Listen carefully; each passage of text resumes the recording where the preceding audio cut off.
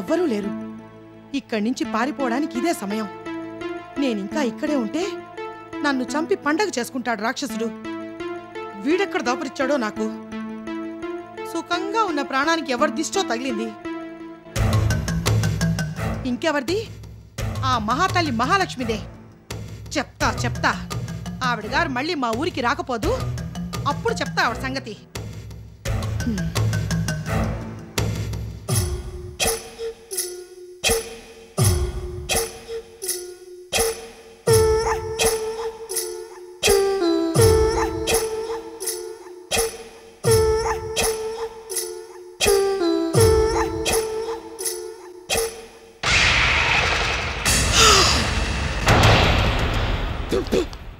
జడుసుకు చచ్చాను. ఏంటలా ఉన్నట్టు నూడిపడ్డావు? మార్కెట్కి పోలేదా నువ్వు? లేదమ్మా, మనసు మార్చుకున్నాను. నా సంగతి సరే, మీరేంటి మూటా ముళ్ళ సర్దుకొని బయలుదేరుతున్నారు? అబ్బే ఏం లేదు. ఊరికి అలా సరదాగా బయటికి వెళ్ళొద్దామని.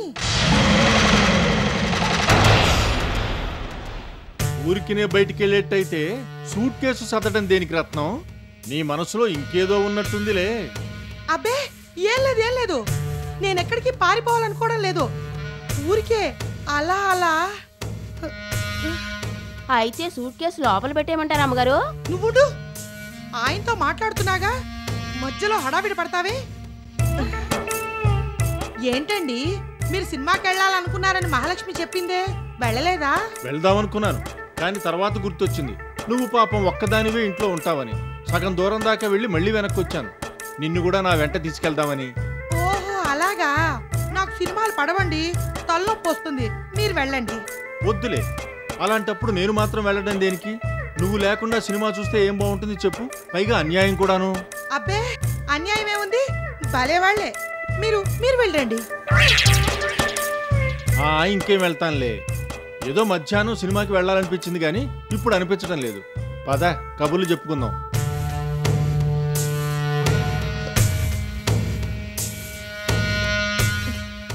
అమ్మా, సూట్ కేసుని లోపల పెట్టొస్తాను.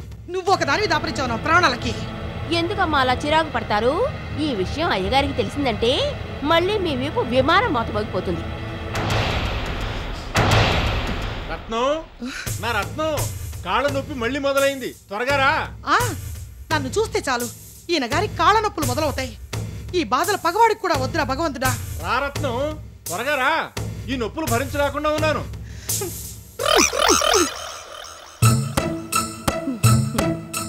ఎవరూ లేకుండా చూసి తప్పించుకోవాలని చూస్తావా? నువ్వు అప్పుడే ఇక్కడి నుంచి ఎలా బయటపడతావు? నీతో ఇంకా చాలా పనుందే.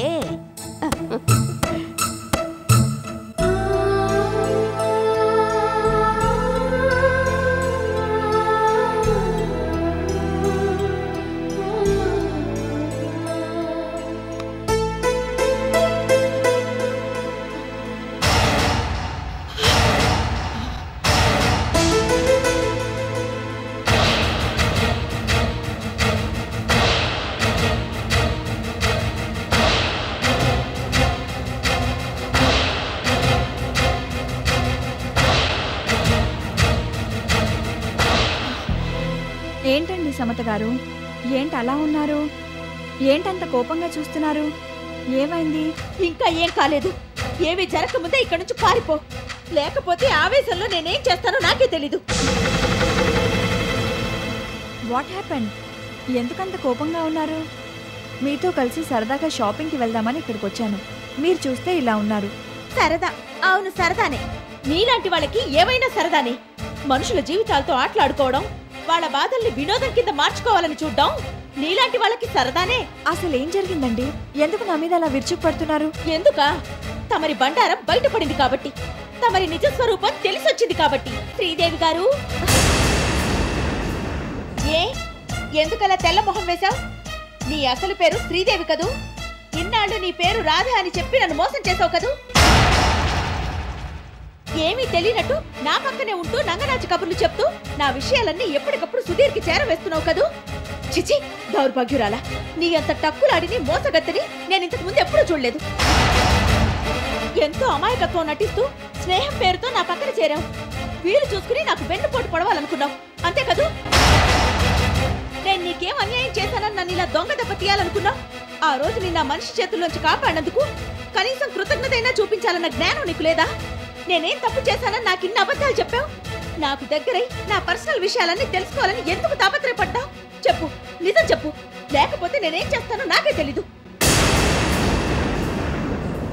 మాట్లాడవే, అలా కొయ్య బారిపై చూస్తావే. అవునులే, నువ్వేం చెప్తావు? ఆ రోజు ఆ మనిషితో పాటు నువ్వు అలా కనిపించడం, ఏదో పెద్ద ఆపదలో ఇరుక్కున్నట్టు నటించడం అంత డ్రామాలో భాగమే. అలా చేసి నాకు దగ్గర అవ్వాలనుకున్నావు కదూ? చిచి, మాయలాడి. నీలాంటి మనుషులకి ప్రతిదీ నటనే. నీ బతుకే ఓ నటన, నీ ప్రతి కదలిక ఓ నటన, నీ ఉచ్ఛ్వాస నిశ్వాసాలు కూడా నటనే. చెప్పు, ఇప్పటికైనా నిజం చెప్పు. నీ పేరు రాదని నాకెందుకు చెప్పావు? సుధీర్ ఎవరో తెలియనట్టుగా ఎందుకు నటించావు? తనే నిన్ను నా దగ్గరికి పంపించాడా? నా మనసు ఏంటో ఎప్పటికప్పుడు కనిపెట్టి తనకి కబురు పంపమని నీకు చెప్పాడా? చెప్పు, ఇదంతా ఎందుకు చేశావు? మాట్లాడవే. నోరు పెగలడం లేదా? నంగి నంగి కబుర్లు ఎన్నో చెప్పావు కదా, అలా బొమ్మలా నిలబడి చూస్తావే. చెప్పు. ఓహో, ఇది కూడా నీ నటనలో భాగమేనేమో. ప్లీజ్ సమత గారు, నేను ఇలా ఎందుకు చేశానో అర్థం చేసుకోవడానికి ప్రయత్నించండి. ఏంటి ఇంకా నిన్ను అర్థం చేసుకునేది? నీ అసలు స్వరూపం బయటపడింది. నీ మోసం తేట తెల్లమైంది. ఇంత జరిగినా ఇంకా ఏవో కథలు వినిపించాలని చూస్తున్నా. నీ ధైర్యాన్ని నిజంగా మెచ్చుకుని తీరాల్సిందే. లేదు, ఇందులో మోసమేం లేదు. నేను నిజంగా మీ మీద అభిమానంతోనే మీకు దగ్గర అవ్వాలనుకున్నాను. మిమ్మల్ని సుధీర్ గారిని మళ్ళీ ఒక్కటి చేయాలన్న తాపత్రయంతోనే నేను ఇదంతా చేశాను. Shut up. నీకెంత ధైర్యం ఆ మాట అనడానికి? ఇంత జరిగినా ఇంకా మాయ మాటలు చెప్పాలని చూస్తావా? అంటే నన్నంత తక్కువ అంచనా వేశావా? నేను నీకంత తెలివి తక్కువ దత్తమ్మలాగా కనిపిస్తున్నానా? కాదండి, నేను నిజమే చెప్తున్నాను. నా పేరు శ్రీదేవ్ అని తెలిస్తే మీరు నన్ను దగ్గరికి రానివ్వరని, నన్ను ఇలాగే అపార్థం చేసుకుంటారని భయపడే మీకు నా పేరు చెప్పలేదు. వేరే పేరు చెప్పి మీకు చేరువై నెమ్మదిగా మీ మనసు మార్చి మళ్ళీ సుధీర్ గారికి దగ్గర చేయాలనుకున్నాను. ఒకళ్ళనొకళ్ళు అపార్థం చేసుకుని మీరిద్దరూ ఒకళ్ళకొకళ్ళు దూరం అయిపోయారని నాకు బాగా తెలుసు. ఆ రత్నమాల ఆడించిన నాటకంలో భాగంగానే ఇదంతా జరిగిందని కూడా తెలుసు. అందుకే మిమ్మల్ని ఇద్దరిని మళ్ళీ ఒక్కటి చేయాలనుకున్నాను. ఎప్పటికప్పుడు సుధీర్ గారికి మీ గురించి చెప్తూనే ఉన్నాను. మీ మంచి మనసు గురించి ఆయనకి నచ్చ చెప్పి ఆయన మనసు మార్చి ఆయన అభిప్రాయాన్ని మార్చి మళ్ళీ మీకు చేరువ చేయాలని తాపత్రయపడ్డాను. నోర్ముయ్. మమ్మల్ని ఇద్దరిని ఒకటి చేయడానికి ఇంత డ్రామా ఆడాల్సిన పనేం లేదు. నీ బండారం బయటపడేసరికి ప్లేట్ మార్చి ఇలా మాట్లాడుతున్నా. నిజంగా నీకే పాపం తెలియనట్టయితే సుధీర్తో ఆ తిరుగుళ్ళు దేనికి? ఆయన మనసును ఆకట్టుకోవడానికి ఆ ప్రయత్నాలు చేయడం దేనికి?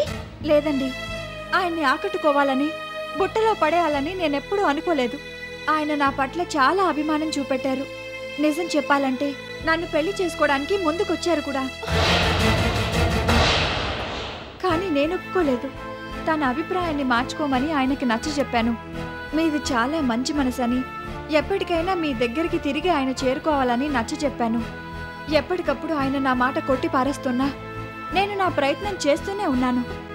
ఆయనతో రోజు మాట్లాడుతున్నా నేను ఏనాడూ హద్దులు మీరి ప్రవర్తించలేదు. నోర్మి, నువ్వు చెప్తున్నదంతా నిజమే అయితే, నీ మనసులో ఎటువంటి కల్మషం లేకపోతే, నీకో సుధీర్కి మధ్య ఎటువంటి సంబంధం లేకపోతే వ్యవహారం పెళ్లి దాకా ఎందుకు వచ్చింది? పెళ్ళా? అవును, పెళ్ళే. ఎందుకలా అమాయకత్వం వలకు వస్తున్నా? నాకు ఆ విషయం తెలియదు అనుకుంటున్నావా? చూడు, నువ్వే చూడు.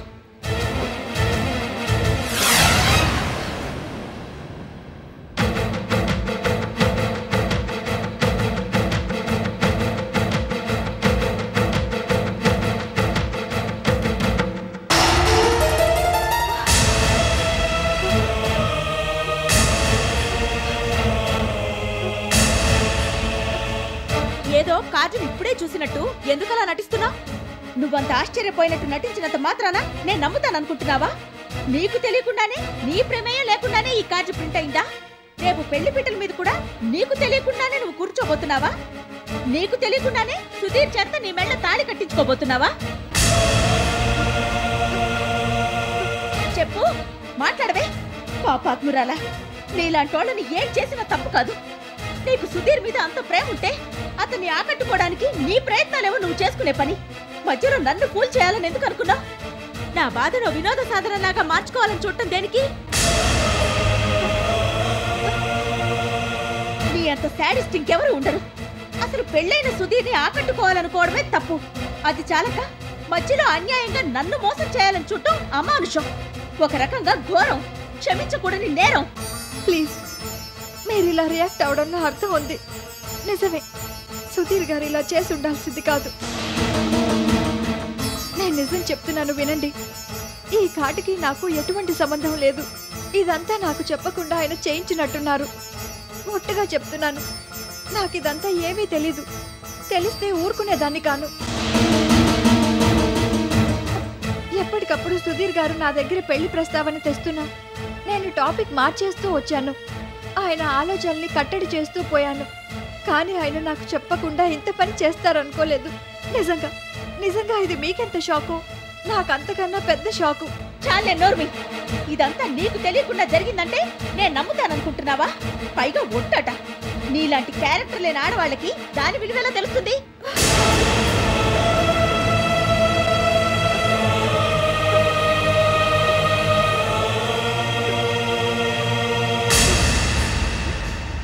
నీలాంటి బజారు రకాల్ని నరికి పోగులు పెట్టాలి. మరో ఆడదాని జీవితంతో అమానుషంగా ఆడుకోకుండా జాగ్రత్త పడాలి. నిన్ను అసలు ఏం చేసినా పాపం లేదు. Shut up!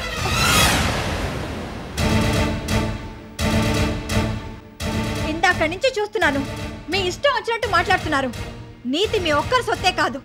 For your kind information, కట్టుబాట్ల విషయంలో నేను మీకన్నా ఒక ఆకు ఎక్కువగానే చదివాను. I come from a very traditional family. నేను విన్నదాన్ని బట్టి మీకు కాలేజీలో చాలా మంది మగ స్నేహితులు ఉండేవాళ్ళు. ఇప్పటికి కూడా ఆ స్నేహం కొనసాగుతూనే ఉందని నేను విన్నాను. మీకు క్యారెక్టర్ లేదని నేనంటే మీకెలా ఉంటుంది? ఆ మాట వింటుంటే గుండెల్లో ఎక్కడో గుచ్చుకున్నట్టుంది కదూ. మిమ్మల్ని తిరుగుబోతు అని మీ భర్తే అన్నారు. మీ గురించి చాలా మంది చాలా రకాలుగా చెప్పుకున్నారు. ఇప్పుడు నేను కూడా అదే మాట అంటే మీరేమవుతారు? స్నేహం పేరుతో మీరు చాలా మంది మగవాళ్లతో చనువుగా మెలుగుతూ ఉంటారు. నాకు అలాంటి స్నేహం ఒక్కటి కూడా లేదు. ఇంటి దగ్గర తలదించుకుని బయలుదేరితే కాలేజ్కి వెళ్లేదాకా తలెత్తేదాన్ని కాను. కాలేజ్ పూర్తయ్యాక ఇంటికి వచ్చేటప్పుడు అదే పద్ధతి. నా చదువేదో నేను చదువుకోవడం, నా పనేదో నేను చూసుకోవడం తప్ప ఎవరితో ఎక్కువ మాట్లాడి కూడా ఎరగను. అలాంటి నన్ను పట్టుకుని మీరు ఇష్టం వచ్చినట్టు మాట్లాడతారా? మీ కథ గురించి తెలుసుకుని మీ మీద జాలితో అభిమానంతో మీకు మంచి చేయాలనుకోవడం నేరమా? మీ కాపురాన్ని చక్కదిద్దాలనుకోవడం ఘోరమా? నేనే తలుచుకుంటే అగ్నికి ఆజ్యం పోయగలుగుండేదాన్ని. సుధీర్ గారికి మీ గురించి మరిన్ని చాడీలు చెప్పుండేదాన్ని. ఎలాగైనా ఆయన్ని ఆకట్టుకుని నా సొంతం చేసుకోవాలనుకుంటే నేను ఆ పనిని క్షణాల్లో చేయగలుగుండేదాన్ని. కానీ నేను అదంతా చేయలేదు. ఎందుకో తెలుసా? నాది స్వచ్ఛమైన మనసు కాబట్టి, అందులో ఏ కళంకం లేదు కాబట్టి. Shut up! నువ్వేంటో నీ నైజమేంటో నాకు బాగా అర్థమైంది. అసలైనా నీతో ఆర్గ్యుమెంట్ అనవసరం. ఎప్పుడు నువ్వే నా చుట్టూ తిరిగావు గాని నేనెప్పుడు నీతో స్నేహం చేయాలనుకోలేదు.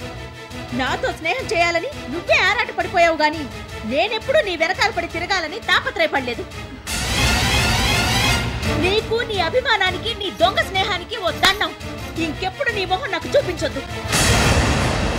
మళ్ళీ ఇంకెప్పుడైనా ఇటువైపు రావాలని చూసినా, మళ్ళీ నాకు మాయమాటలు చెప్పాలని ప్రయత్నించినా నేనేం చేస్తానో నాకే తెలీదు. ఖబర్దార్!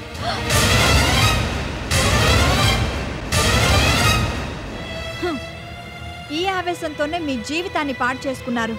ఇప్పుడు మీకు మేలు చేయాలని ప్రయత్నిస్తున్న నన్ను కూడా దూరం చేసుకుంటున్నారు. కనీసం నేను చెప్పేది కూడా వినిపించుకోవడం లేదు. ఇంత మాట పడ్డాక నేను ఇంకా మీకు మంచి చేయాలనుకోవడం అనవసరం. మీ తలరాతని తిరగరాయాలనుకోవడం నిజంగా నా పొరపాటే.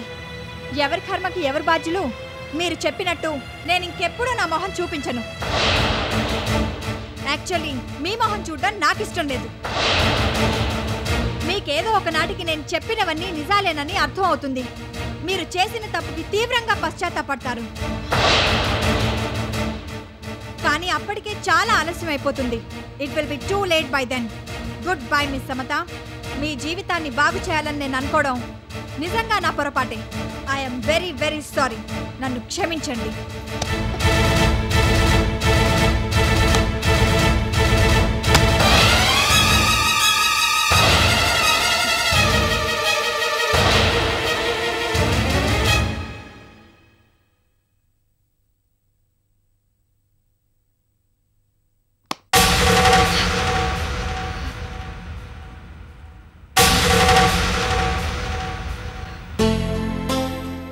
హాయ్ శ్రీదేవి గారు. ఏం జరిగింది? ఎందుకలా ఉన్నారు? సర్వనాశనమైంది. సంతోషమేనా? సర్వనాశనమా? ఏంటి మీరు మాట్లాడేది? నన్ను అడగకుండా, నాతో మాట మాత్రమేనా చెప్పకుండా పెళ్లి కార్డు ఎందుకు ప్రింట్ చేయించారు? అంతా మీ ఇష్టమేనా? నా మాటకి మనసుకి విలువ లేదా? ఓ అదా, అది వద్దు, మీరు ఇంకేం చెప్పకండి. మీరు మంచివాళ్ళు, మర్యాదస్తులు అనుకున్నాను గాని అందరు మగవాళ్ళలాగానే మీరు ప్రవర్తిస్తారనుకోలేదు. నాకు వెనక ముందు ఎవరు లేరనే కదా ఇలా చేశారు. నేను అనాథననేగా నలుగురిలోనూ నవ్వులు పాలు చేశారు. నేనేం చేశాను? మిమ్మల్ని మనసారా ప్రేమించడం, పెళ్లి చేసుకోవాలనుకోవడం తప్ప? ఆ విషయం గురించి నలుగురికి తెలియజేయడం నేరమా? ప్రేమించడం తప్పు కాదు, కాకపోతే అవతల మనిషి గురించి కూడా ఆలోచించాలి. మీ వైపు నుంచి మీరు ఏదేదో ఊహించుకుని నన్ను సంప్రదించకుండా మీ మానాన్న మీరు కార్డ్ ప్రింట్ చేసేసి అందరికీ పంచిపెట్టేయడమేనా? ఇదేనా మీ సంస్కారం? ఇప్పుడు ఏం కొంప మునిగిందని అంతగా ఆవేశపడిపోతున్నారు? అవునండి, మీలాంటి డబ్బున్న వాళ్ళకి ఇలాంటివన్నీ మామూలే. మీకు నా బాధ ఎలా అర్థం అవుతుంది? ఇప్పుడు ఇందులో అంత బాధపడాల్సిందే ఉంది? ఎందుకు లేదు? మీకు ఆల్రెడీ పెళ్ళైంది. మీ భార్య నుంచి మీరు ఇంకా విడాకులు తీసుకోలేదు, విడివిడిగా ఉంటున్నారు అంతే. ఇలాంటి సమయంలో మీరు నన్ను పెళ్లి చేసుకోవాలనుకోవడం, నా ఫోటో ప్రింట్ చేసి పెళ్లి కార్డు తయారు చేయడం తప్పు కాదా? ఈ విషయం 10 మందికి తెలిస్తే నన్ను ఆడిపోసుకోరా? నా గురించి నానా రకాలుగా మాట్లాడరా? అసలైనా ఎవరిని అడిగినంతా చేశారు? మీకు నా మీద ఏం హక్కుందని చొరవ తీసుకున్నారు? మీతో కొంచెం స్నేహంగా మెలిగినంత మాత్రాన మీ ఇష్టం వచ్చినట్టు చేసేస్తారా? నేను మీ దగ్గర ఉద్యోగం చేస్తున్నంత మాత్రాన నా జీవితంతో ఆటలాడుకోవాలని చూస్తారా? మీరు ఆవేశంలో ఉన్నారు. నిదానంగా ఆలోచిస్తే నేను చేసింది మంచి పని అని మీకు అర్థమవుతుంది. దీన్ని మంచి పని అనరు, నయవంచన అంటారు. శ్రీదేవి గారు,